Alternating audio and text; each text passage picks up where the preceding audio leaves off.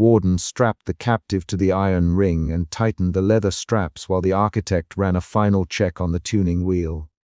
Fear threaded every motion. The captive's fingers clenched white against the iron, his breath came in short, ragged pulls, and his eyes tracked every hand that moved near the resonant panels. The architect, stand clear, and a technician slid the last brass wedge into place. The tone began. The first 5 minutes were a test window. That was the instruction passed down to the men in the observation gallery. The narrator watched from the archway with a leather notebook in hand, making terse entries and measuring pulse with a small cuff while the victim's jaw worked around a dry mouth. The wardens counted in a low cadence. Wardens, hold the lines, one warden ordered. The victim answered only with a sound like a trapped animal. Fear guided every attempt he made to pull free. He did not understand that fear was being catalogued as data. Outside the chamber floor, stone steps led to an observation gallery with a slatted window. The architect stood with the tuning fork on its cord, palms stained with mineral oil. He repeated the test frequency aloud to himself, fingers on parchment blueprints. Architect, the senior warden said, is this frequency safe? The architect turned and looked past him. It is not about safe, he said. It is about measurable response. The wardens exchanged looks. The technicians shifted their weight. The victim's shoulders trembled under the straps. The narrator's pen stopped on a line. Subject fails to sleep after one night cycle. Exaggerated startle to metallic clinks. The narrator did not raise his voice. He never raised his voice. He recorded facts as they happened. He wrote the victim's name at the top of the ledger, an assumed name for the composite subject, and then wrote the time the tone had been sustained. The narrator's hand moved with the same calm rhythm as the apparatus and the same detachment. Note changes in recall after 2 hours. His voice had no plea. It had a cataloger's distance. Within the first hour, the victim's reactions folded from raw fear into a narrower, more precise terror. He began to flinch at any mechanical clink, to jump at footsteps on the stone, and to blink as if to wash the notes out of his ears. He huddled in the straps and tried to count the seconds between pulses. That counting became his attempt to hold on to identity. Wardens watched a meter mounted near the door and called out numbers. 70, 73. A technician read a line from the log, heart rate rising. Respiration shallow. A day earlier the fortress had sealed the subject into its intake. The narrator had described the admission in a single sentence. He arrived at dusk, a loose tunic, a carved bead on his wrist, eyes already avoiding faces. That line was part of the ledger now. The victim had said a name once, in the intake room, before the resonance tests started. My name is Thomas. The wardens wrote that name down, then replaced it with a number. The victim kept trying to repeat that name aloud. Each time the tone resumed, the word blurred. Fear shifted to confusion when he could not say his own name clearly. The architect walked the perimeter of the chamber and explained the mechanism to the wardens in short, clipped sentences. The panels amplify narrow bands. They target sleep cycles. They create predictable interruption. He tapped the parchment where a lullaby motif had been annotated. We introduced a lullaby phrase there, he said, lifting one greasy finger to a measure. That phrase anchors and then removes associative memory. A technician spoke up. You mean you planted his lullaby? The architect did not pause. Yes. We use familiar cadence to pry associative lids. Technician Aaron stepped forward and touched the tuning fork with a glove. Aaron, the senior warden said, don't interfere. Aaron's hands did not still. He had worked under the architect for years, and he knew the smell of the oils on the schematics. This will break more than sleep. The architect looked at Aaron. We will record the breakage. Aaron's jaw tightened.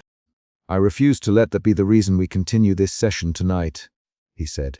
The exchange between Aaron and the senior warden became the first public rupture. The senior warden, named Corin, barked, Corin, orders are orders. Architect, proceed. Corin's voice used the name repeatedly in the room to track allies and opponents. Aaron answered with 3 short lines. Aaron. I saw him collapse. Corin, we need data. Aaron, this isn't data, this is breaking a man. Architect. Aaron, stand down. The room tightened. The architect's voice lost none of its clinical flatness. He moved to the tuning wheel. Architect. Aaron, you will check him for concussion before you run this again. The architect did not reply.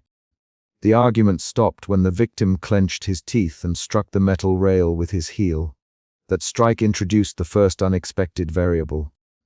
The victim had found a rhythm lodged in his chest, a remnant of a song his mother hummed in the mornings when she shut the gate. He tapped it once, twice, a counter rhythm small enough to be a child's signature. The tapping forced technicians to pause. One technician called out, "Technician Foal, stop, tone, check subject." Foal hesitated. He looked toward the architect. The architect raised a hand and signaled continue. The tapping became a small, defiant beat.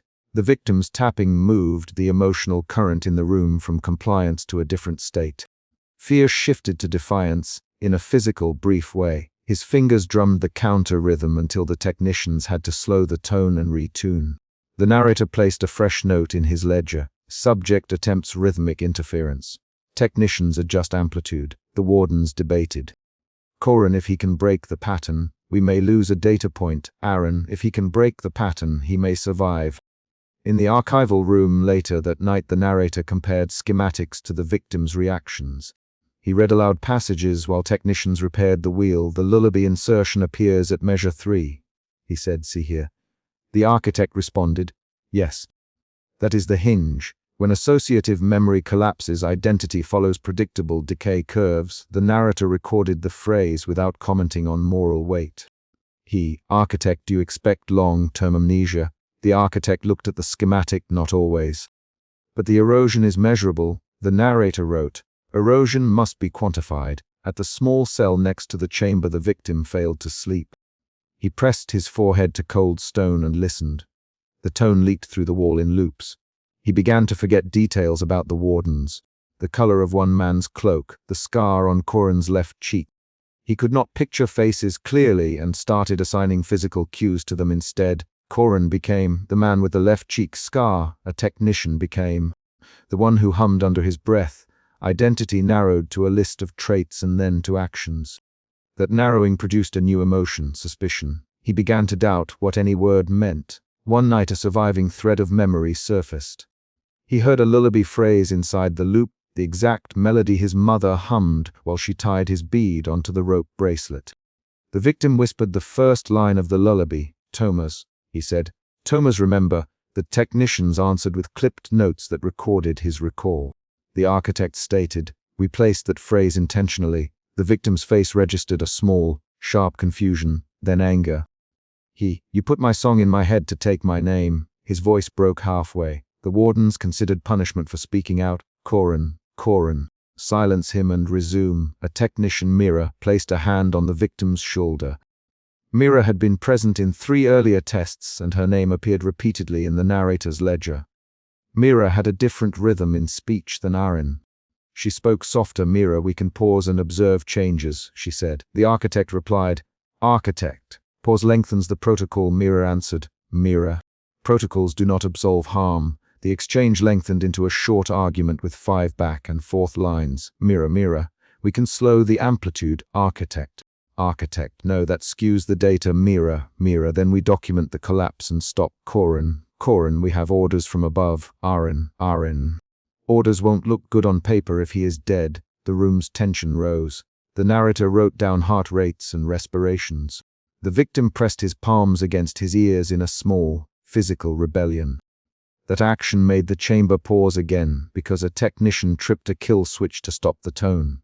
For the first time that week, silence spread through the stone. Silence lasted less than 30 seconds. The architect moved to the tuning wheel and tightened a bolt. "Architect. Increase by 2 hertz, he ordered. Technician Foal resumed. The tone resumed at a higher, sharper pitch. The victim's fingers twisted at the straps and his lips mouthed a word he could not finish. He had forgotten the name of the man who had brought food 2 days earlier. Fear returned, but now it pulsed alongside a growing, hollow anger. Anger at hands he could not name. That was the second emotion shift, fear to anger. The projection of the lullaby inside the loop did something the architect had predicted. The victim began to recall a single domestic choice, his mother's habit of placing a cracked earthenware bowl outside the door. For an instant he saw the bowl in detail. Its hairline fracture, the darkened patch of soot along one rim. He described it aloud. "Victim. The bowl had a hairline crack near the rim," he said. The narrator recorded it as concrete recall of sensory domestic object following lullaby cue. That recall changed the room's understanding. The architect flipped a page and underlined the measure in the schematic. Aaron and Mira pressed their palms together in a brief, private signal. They had worked on other devices but not this one. Aaron, we need to test the feedback in a controlled way. Mira.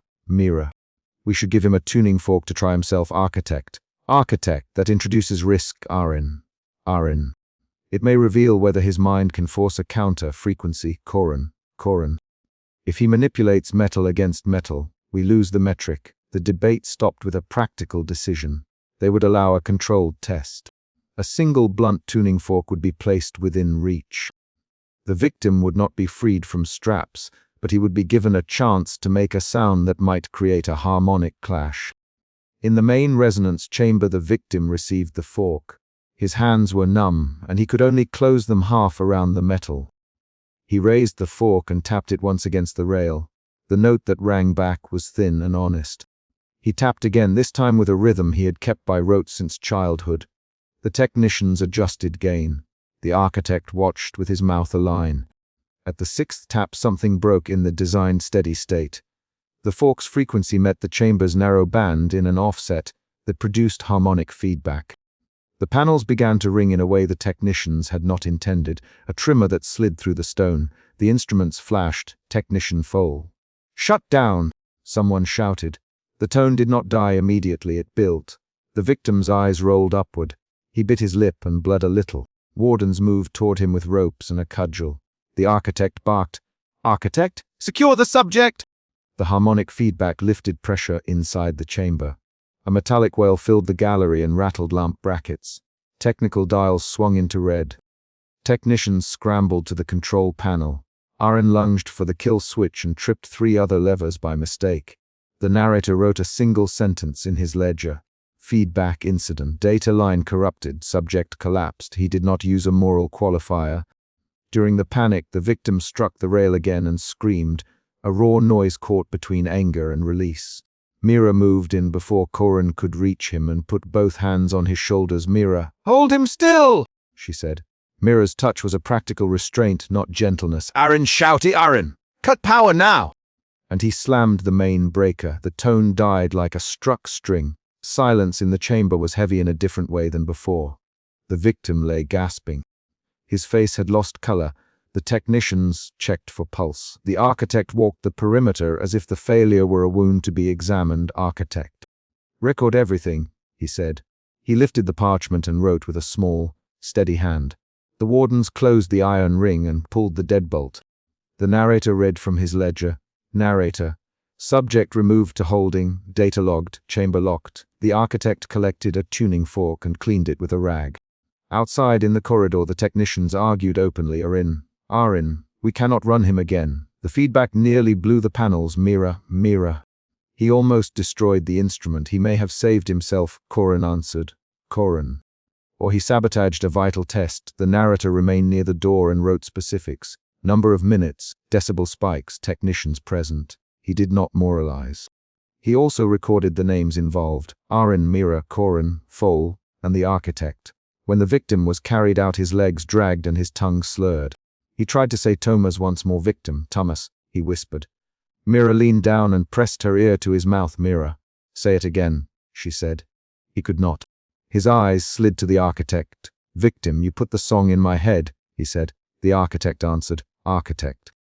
We used a familiar phrase to measure associative response." The victim coughed, and the cough sounded like a small, broken instrument. Back in the recording chamber, the narrator finished his catalogue that morning. He circled entries and placed a thin brass marker across the page to indicate priority.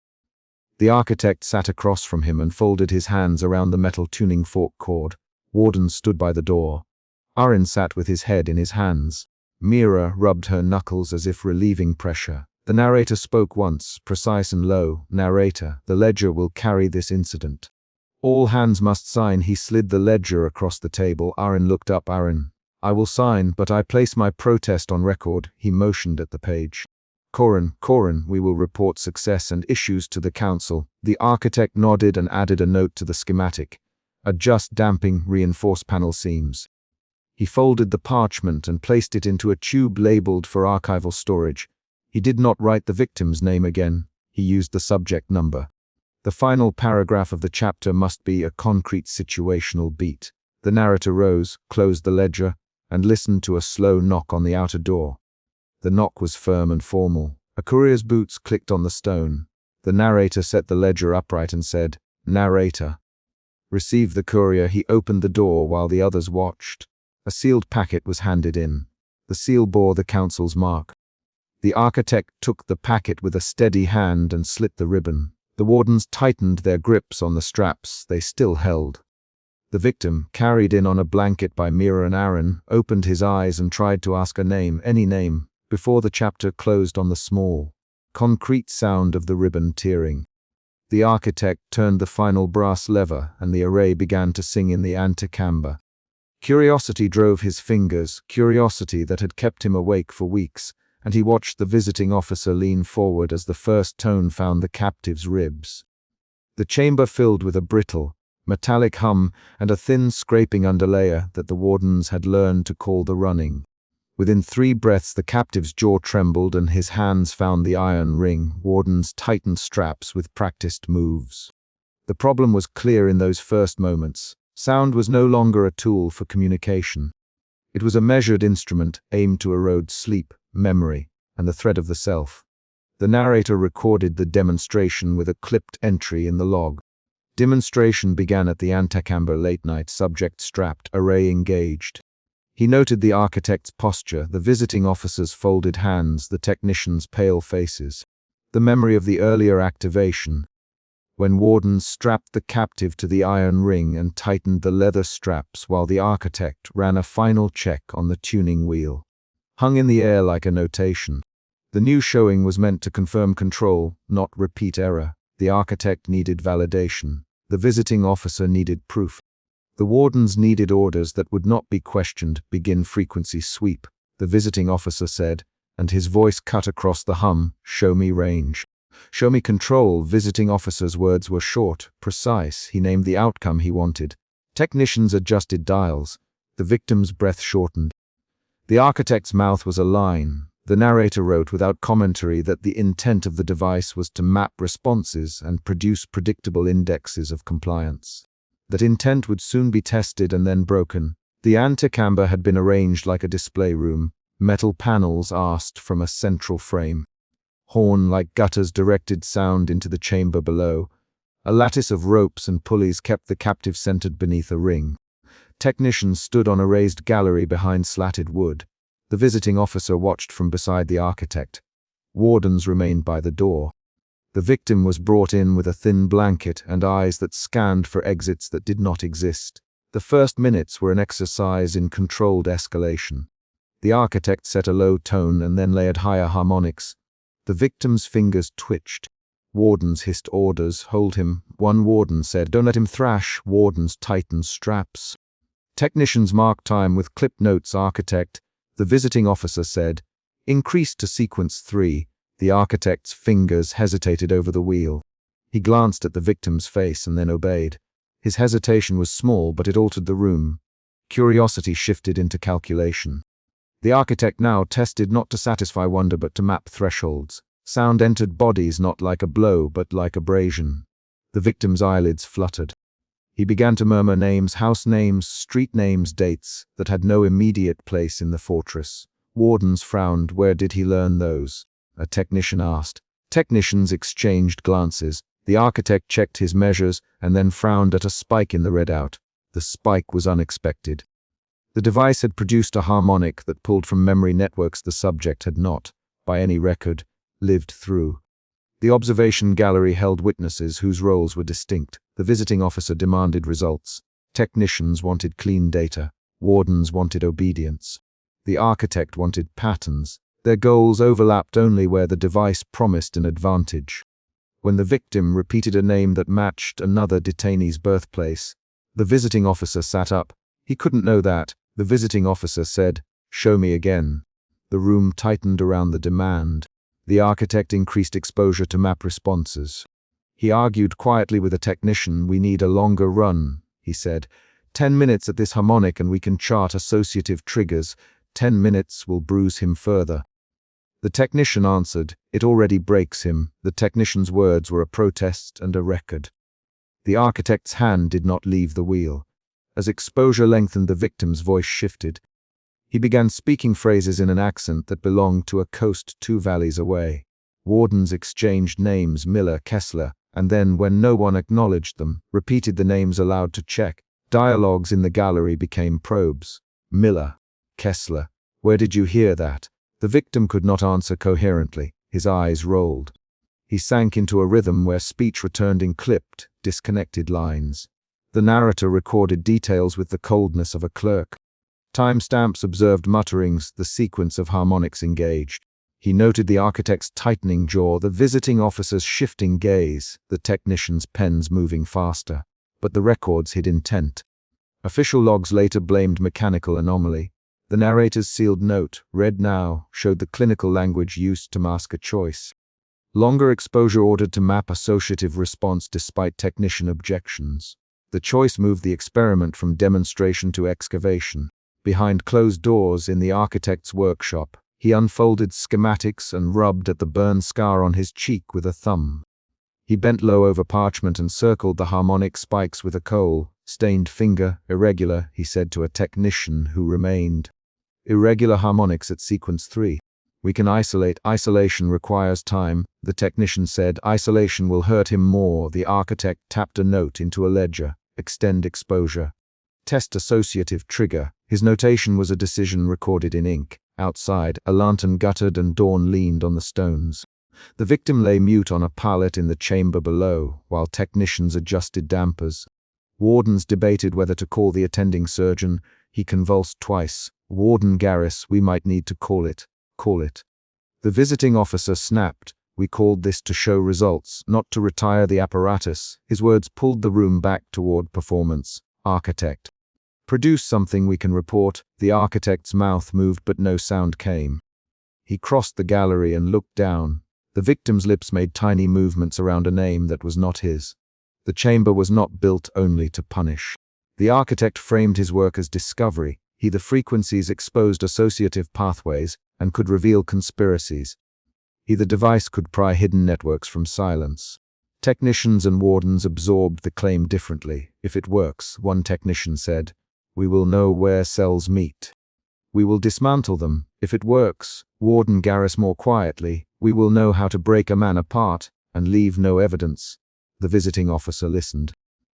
"Can it be weaponized?" The architect's reply was quiet and precise. "It can be tuned to compel or to extract. Both are tools. We choose the target." A technical anomaly intruded on that calculation. Mid-run, a feedback developed. The readout jittered. A flare of sound struck a frequency that the technicians had not intended, and the chamber shuddered. One technician cursed and fell against the wall, covering his ears. Wardens braced. The victim's body arched as if struck by an invisible fist. Instruments vibrated and a metal panel cracked along a seam. The visiting officer barked an order to halt. The architect's hands flew to the controls, but the wheel would not respond smoothly. The gallery smelled suddenly of hot metal and oil. Technicians scrambled. "Cut power!"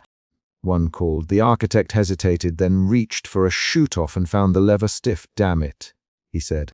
He turned his head toward the victim and saw eyes that no longer tracked him, but focused on nothing. The victim repeated a line in a voice with no ownership.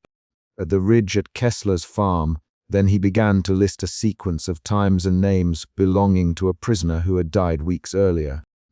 The chamber's feedback pushed the victim beyond naming into acceptance of memories that had not been his. The visiting officer's face went pale. "Stop it," he said. "Stop it now." Wardens hauled at straps. The victim's limbs jerked and his tongue worked around unfamiliar consonants. Technicians shouted over each other. "We didn't code for that. We didn't plan for cross-association." The architect, for the first time that night, felt a cold that was not curiosity. He felt dread. He had sought patterns. The device had returned an answer that suggested the array coaxed, not only pain but the rearrangement of inner life. The gallery fell into a new order of noise. Alarms, boots on stone, the metallic scraping of a door slid shut to muffle sound. The visiting officer stepped down from his perch and moved toward the chamber floor. "This will be contained," he said, almost to himself. He turned to the architect. "Document everything. We will need a report that shows control." The architect obeyed with a nod, though his hands had ceased to be steady. He crouched by the victim and lifted a hand as if to measure a pulse. The victim's chest rose and fell in staccato. What followed was a clinical scramble. Wardens dragged the inert body to a pallet. Technicians removed panels and isolated wiring. The architect unrolled schematics and removed a small tuning fork from his coat, twisting it between his fingers as if it alone could explain the night's deviation. In a corner, a technician muttered a new possibility: resonance cross, coupling with the building's old bells. The visiting officer forbade mention of bells in any official note. He ordered the salvage of core components and a sealed statement, calling the event a mechanical fault.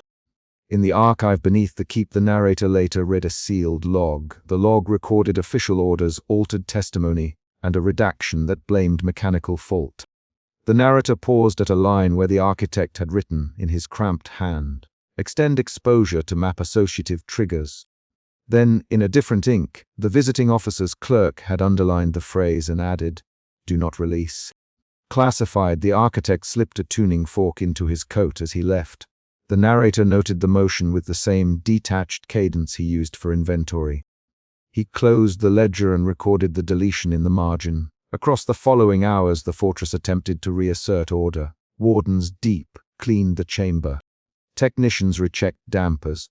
The victim was moved to a cell with earthen walls and a blanket that smelled of lime. He woke hours later with teeth clenched and a trimmer in his hands.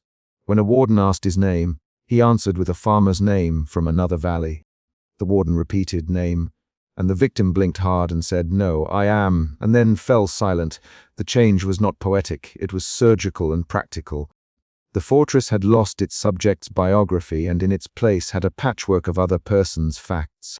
By midday, the visiting officer convened a brief meeting. "We will call this a fault," he said. "We will not publish the full test parameters. Architect, you will prepare a redacted report. Technicians, you will remove the most sensitive schematics. Wardens, limit access to the chamber." His orders were terse. Technicians nodded. Warden Garris hesitated and then asked a question that pierced the room. "What if it does this again to someone we cannot afford to lose?" The visiting officer's jaw tightened. "Then we will deny knowledge. We will deny order." The architect left the meeting and did not go back to the workshop. Instead, he went to the low corridor that led to the tuner's room and sat on a crate of spare metal.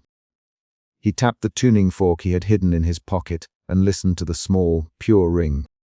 He seemed to test whether the fork still matched the instrument that had breathed through the chamber. He closed his eyes, and for a moment his fingers paused in a way that showed emotion without naming it. Curiosity that had become guilt. That was the first emotional shift, curiosity toward doubt. Guilt hardened into a different motion when the architect later met the victim in the small room where prisoners were processed. The victim's eyes tracked him on sight and then slid away. "Architect," the victim whispered, and the word was thin. "Why did you make it sing?" The architect's reply was a single, clipped line. "I thought it would show us truth." The victim's lips trembled. "You showed me other people's mornings," he said. "You mean names I did not know?" The architect swallowed and kept his answers short. That evening, a small group of technicians argued over the salvaged parts.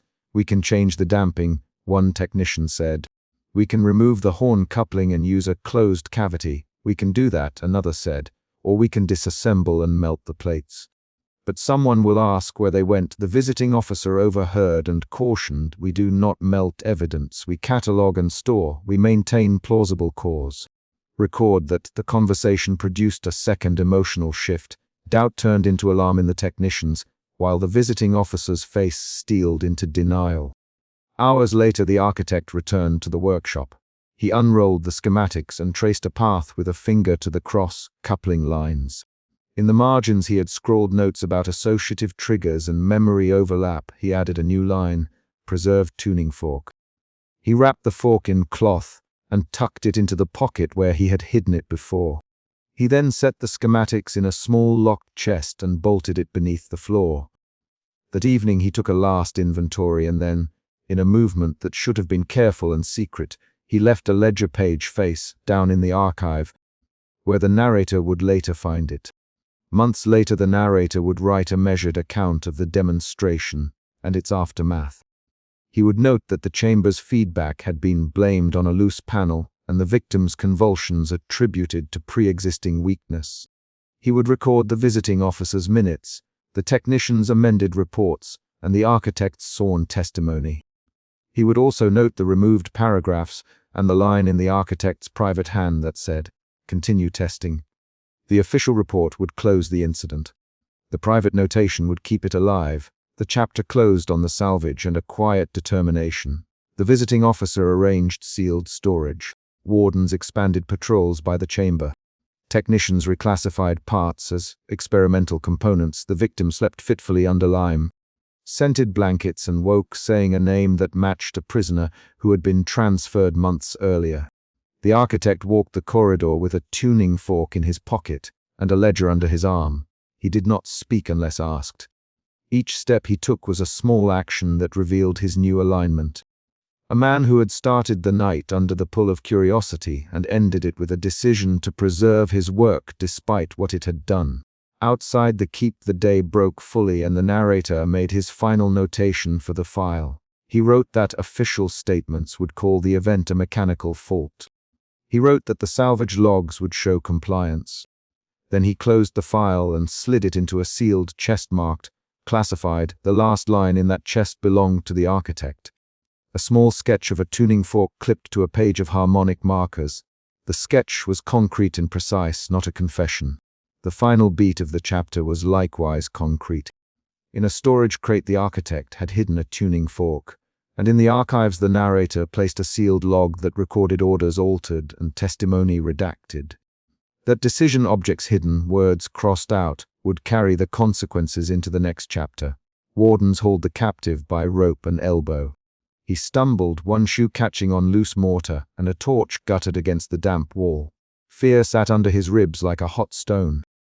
Fear made his hands clumsy and his answers quick when questioned. The victim pulled his chin down and tried to make his voice small.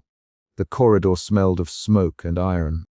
The architect watched from the upper gallery, fingers on a tuning fork, and the visiting officer moved closer to the rail.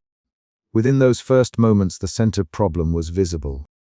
The experiment would not stop until something inside the captive broke, and authority argued whether that break was acceptable. The wardens pushed the heavy door. The chamber swallowed them. The narrator had seen the ledger torn in the registry weeks later and already knew the list of instruments inside this room. But here, in the antechamber, he was only a recorder of motion, a man marking edges and time. He noted the metal ring at the center, the lattice of horned panels overhead, the long brass rods coiled like sleeping serpents. He checked his pocket watch, wrote the hour in the margin, and watched the architect lower himself to shoulder height with the gallery rail. The narrator's hand did not tremble. He paused, then bent his head to write down a single line. Resonance tests resumed under supervision. That line would later tie to everything that followed. Wardens unrolled leather straps on the stone slab and set the captive down. The victim, 22, moved his lips without sound. He had been strapped before to a larger ring. This time the leather was narrower, the iron closer to his skin. The wardens' faces were blank as they worked.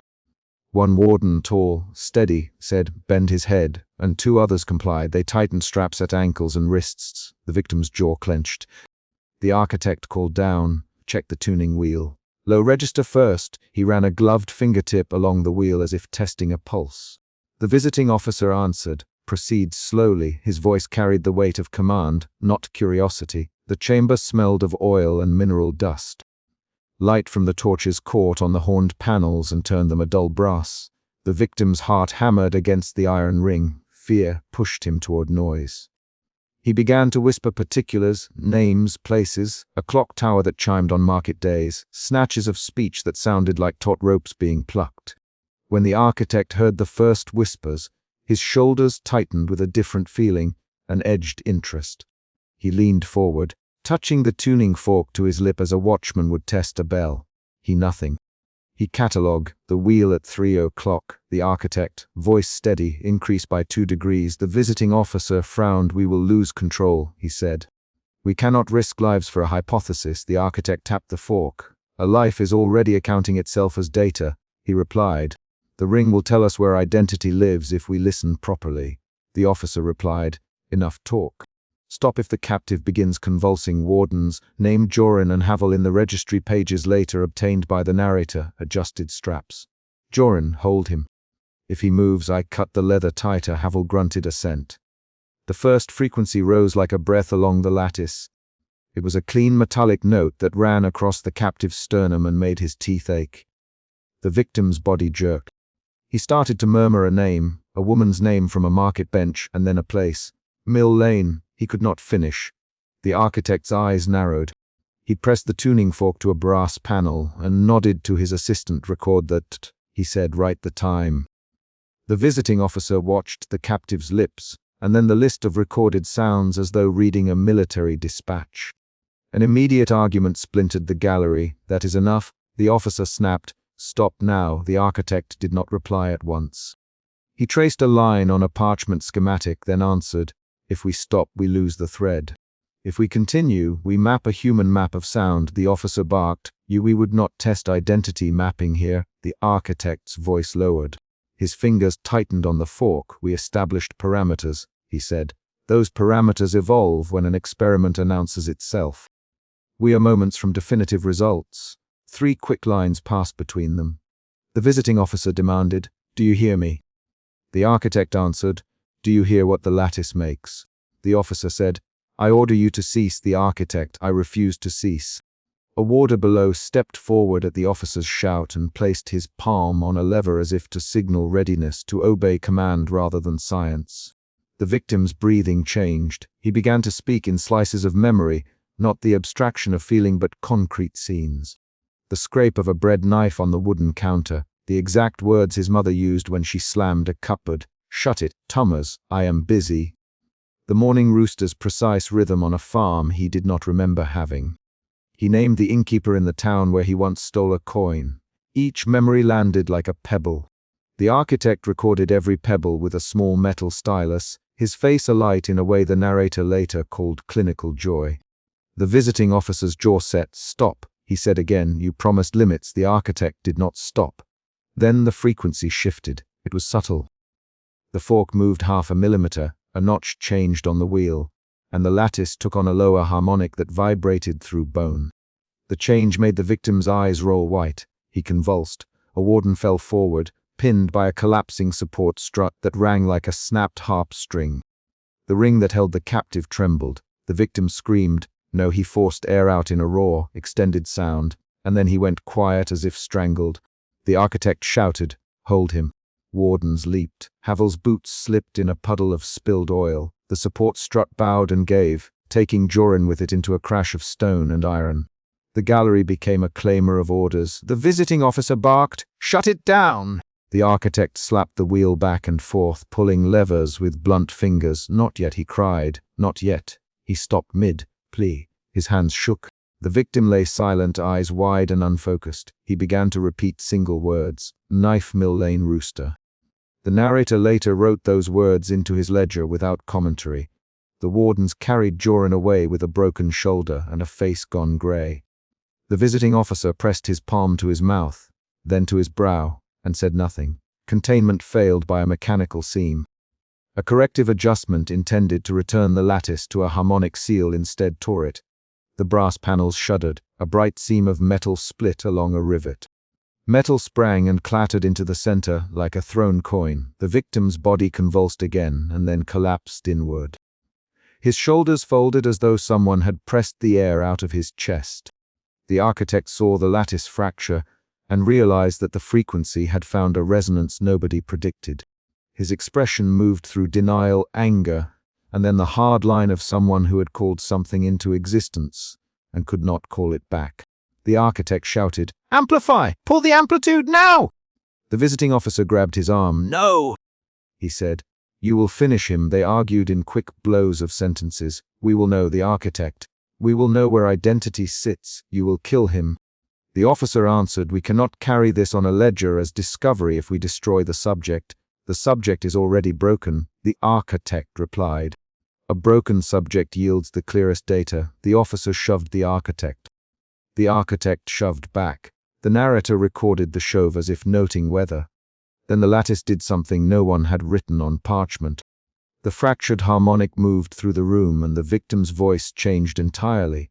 He spoke in bursts that were not his cadence. A woman's accent from the city market, an odd dialect of a soldier who had died in a siege, a child's whine that named a toy horse. The voice's texture shifted with each phrase. Wardens gripped straps and ropes as if they could hold the sound inside flesh. One warden whispered, "He is not himself." The victim answered, not with words of his own memory, but with the line of an oath a captain once gave. "By my honor, I will." He could not finish the oath because the lattice had stolen its syntax and spat it into fragments of other tongues. The architect stood with the fork like a surgeon with a bone saw. He grinned in a way that was not triumph. "It was calculation. Listen," he said, and placed the fork to the captive's collarbone to feel the vibrations. His hands were steady now in the way of someone possessed by a single pursuit.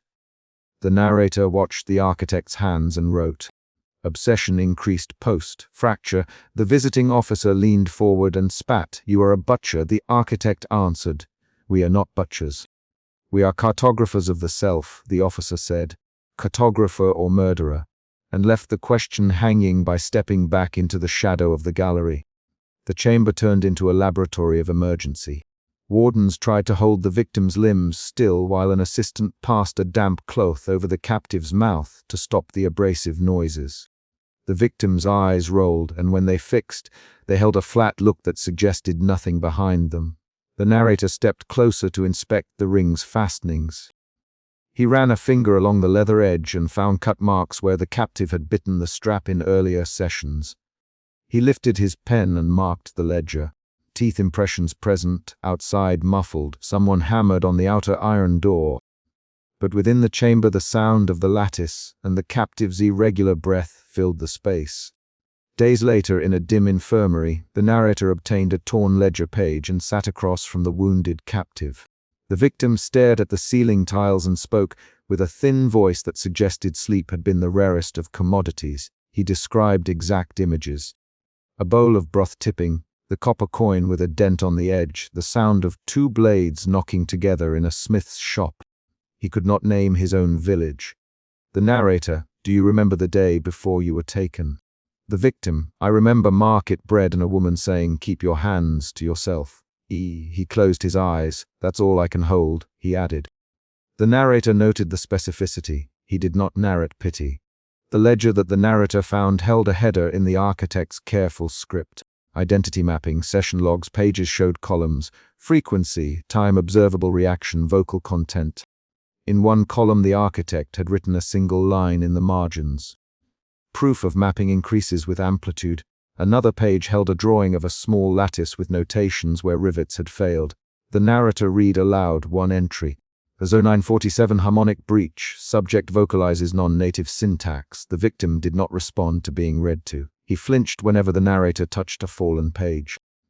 The narrator kept reading because the ledger's facts demanded to be set down for record. An official meeting followed the incident. The visiting officer convened a small council near the registry alcove.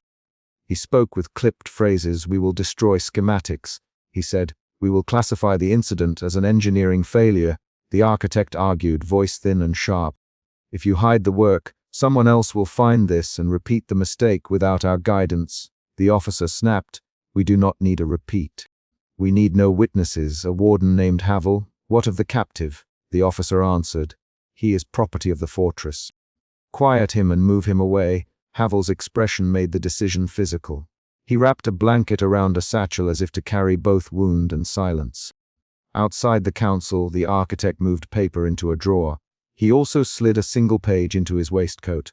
The narrator saw the motion from across the hall. He watched the architect's hands pocket the evidence and felt, for the first time, that there was a difference between method and malice. The architect met the narrator's eyes and said, "Listen to the ledger, man." "Listen and learn," the narrator replied. "There is a cost to listening. The architect walked away. The victim's testimony in the infirmary came in short sentences. They used a tuning fork at my throat. They made me name a baker's child. They for the sound of an oath, and gave me an answer that wasn't mine. The narrator, what did it feel like? The victim closed his fist. It felt like someone pulling the threads out of a jumper, he said. I could knit a scene together, and then it would fall apart. He did not use the word identity. He described the physical sensation of disassembly. The narrator wrote, and when he read aloud, the victim nodded once. A small twist emerged from the ledger pages. An endorsement slip signed by the visiting officer that authorized a controlled acoustic trial. The signature was in faint ink. The narrator compared the ink to another page. He found it matched the officer's official hand. That endorsement meant the officer had a role beyond witness. The narrator confronted the officer in the anteroom. Why sign this? The narrator. The officer answered shortly. Chain of command, the narrator pressed, or ambition. The officer did not answer directly. A warder in the doorway coughed and changed conversation. The sudden exchange altered the narrator's understanding. This had been more than a one-man pursuit. Authority had tacitly allowed escalation. Back in the empty resonance chamber at dusk, the narrator walked the ruined lattice and ran a gloved hand along a torn rivet. He wrote a final entry, the tuning fork removed and hidden. The ring bore fresh gouges where the captive had fought the straps. The narrator closed the ledger and slid the torn page beneath his watch strap for safekeeping. He paused at the threshold and looked once more at the tuning lattice, then down at his own hands stained with ink. Outside, wardens sealed the entrance. The architect stood at the far end, hands folded, watching them seal the door. He did not speak. In the weeks that followed, the victim was moved to a distant infirmary and then to an isolation cell where sound was rationed like bread. The wardens rotated in 3 shifts and kept a watch on his sleeping hours. The narrator visited when permitted and read aloud lines from the ledger that he felt the victim might hold. The smell of oil, the clack of a wheel, the measured tones the architect favored. The victim responded with single images. Rooster, knife, bread. Progress was small and painfully specific. The architect came once and stood by the doorway. He looked at the victim and said, "We needed knowledge." The victim answered, "You took pieces." The architect did not correct the noun. A confrontation erupted between the architect and the visiting officer when rumors reached the fortress council that the wounded warden might press charges. They stood opposite each other in the registry alcove. The officer said, "You will be tried for negligence if this goes public." The architect, "I will be tried for discovery." The officer barked, "You are reckless." The architect replied, "You are cowed by consequence." They exchanged 6 short lines quickly. "You did sign it, so did you? You ordered restraint, I ordered caution. You crossed a line, and you will hide it." The narrator watched both men and recorded their voices with a neutral hand. The ledger revealed another entry, a note about mapping identity nodes, and a small diagram that connected specific frequencies to names, to particular gestures, to the sound a coin made falling on cobbles. The architect had drawn it in a hand that shook only when he was certain the data mattered. The narrator ran his finger along the diagram and felt a prickle of unease. The victim in the infirmary listened when the narrator read the words aloud and then said, "They sounded like maps." "I heard maps." He closed his eyes and then added, "I can hum one name but not hold the rest." The narrator did not press for confession. He wrote. A mini cliffhanger came when the narrator discovered a hidden page in the ledger marked with a different ink. It listed names that matched other captives and included coordinates and times. He read the first name aloud in the infirmary, Anna Moran, and the victim's fingers spasmed. She was at Mill Lane. She liked the blue scarf. The narrator looked at the page and then at the victim. The pieces of a wider pattern shifted. These were not isolated trials, but a program. The narrator left the infirmary with the page burning in his mind. The architect, confronted with the ledger's exposure, made a final argument to the visiting officer and the wardens. Destroy the plates, yes, but keep the notes. We will refine and protect the process, the visiting officer said, or bury it forever. Havel, the warden who had carried Joran away, spoke up. We cannot bury a man who still speaks, the officer answered. Then we silence the speech. The architect slammed his palm on a table. "You cannot silence what we found," he said. "You can only erase the record." They argued for a long hour in short sentences and sharp returns. The narrator returned to the sealed chamber at dusk with a small lantern. He moved slowly, tracing the lattice's fracture like reading a wound. He felt the presence of the absent tuning fork as if it left a hollow in the air.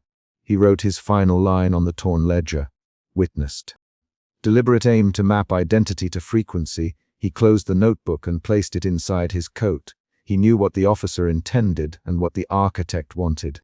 He also knew what the wounded man had lost. Not only recollection but a sense of continuity that had once let him answer questions as himself. That night the architect packed a small satchel. He wrapped a single tuning fork in oiled cloth and set a rolled schematic inside. He checked the satchel twice. In the corridor, the visiting officer oversaw men removing the lattice fragments in crates. Havel watched them load the crates. The narrator waited in the shadow of a pillar and then stepped forward. "You will not destroy the ledger," he said. The architect looked at him. "I cannot keep everything," the architect answered, "but some pieces are safer in private hands." He placed the wrapped fork into a drawer and closed it. He did not lock it. In the final act, the surviving officers met in the anteroom and forged a verbal pact. They would list the incident as an engineering failure. They would silence civilian testimony, and they would hide the instrument. The visiting officer turned to the architect and said, "You will sign a statement." The architect hesitated and then nodded. Havel turned to the narrator and said, "We will escort the captive to the South Infirmary and keep him from the road." The narrator nothing. He watched the architect sign the paper and fold it into the drawer where the fork rested. The victim was dragged away under guard. He stumbled when he walked and gripped the straps like a child holding a toy. The narrator walked alongside him for a time and recorded the small facts. The scrape of boots on stone, the dampness at the collar, the scent of boiled bread from a nearby kitchen. The victim murmured a single line as they passed the threshold. "Tell them about the bell in the market," the narrator replied. "I will write it down." The victim's lips moved. He could hold that sentence. They passed into night. When the narrator later presented his ledger and testimony to a small clandestine grouping, he did not dramatize. He handed papers across a table. The architect stood to the side, face pale, eyes steady. The visiting officer did not attend. The ledger went into two hands that promised secrecy but also preservation. The narrator closed his notebook after signing his name with the watch strap over the page. He sealed the ledger and left the room with a single page tucked into his palm. At dusk in the empty resonance chamber, the narrator paused, set the ledger on the stone bench, and closed it. The tuning lattice lay in ruin as wardens piled metal into crates. The architect moved among the men like a man who had lost sight of why he began. He stopped at the gap where a rivet had popped and pressed his thumb into the splintered brass. He nothing. The narrator walked to the doorway, slid the ledger beneath his watch strap, and turned the key in the lock. He slid the last torn page into the drawer beside the fork and left the tuning fork to the architect's secrecy. The final scene is not an abstract lesson. The victim's name remained unlisted in public records. Joran's shoulder healed with a crooked scar. The visiting officer returned to duty with his conscience folded into official paperwork. The architect kept a hidden fork and schematics. The narrator kept the ledger and the torn page. The last concrete act of the chapter is simple. The narrator closed the ledger, slid the torn page beneath the watch strap, and pushed the sealed door. Footsteps on stone receded as the tuning fork vanished into a dark satchel.